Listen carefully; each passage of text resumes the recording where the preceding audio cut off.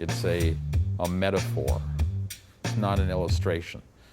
So by taking an idea here and an idea here and putting them next to each other, I let an audience discover the connection between them. I'm a magician, an illusionist, storyteller.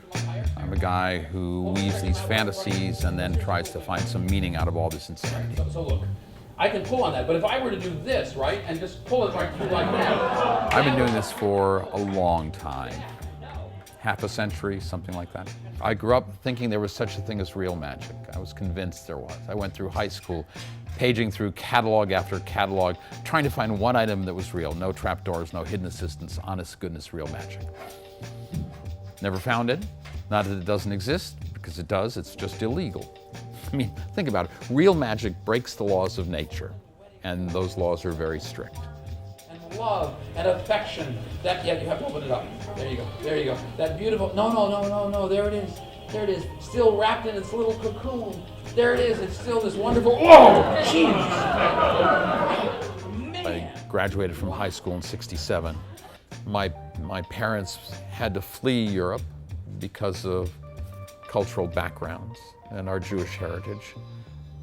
And that comes through, I think, in more of a sensibility about the values in life, rather than any specific ethnic or religious leaning on my part. You know, there's a large history, a long history of Jewish magicians dating back centuries, but Harry Houdini, probably the most famous Jewish magician that exists.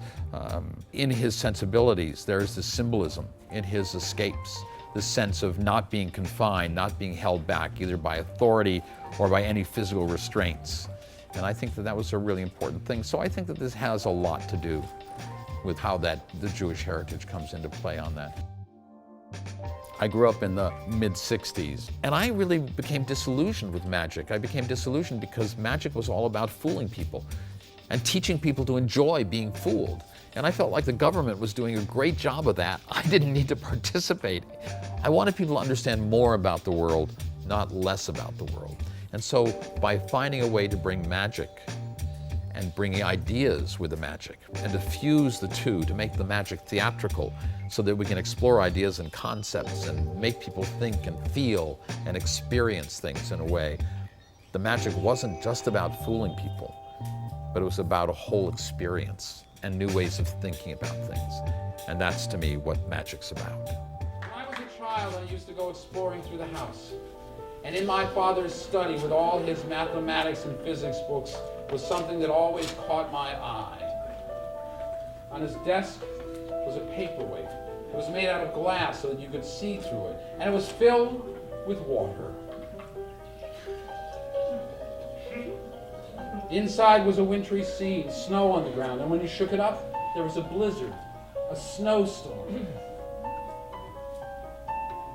I always wanted to get inside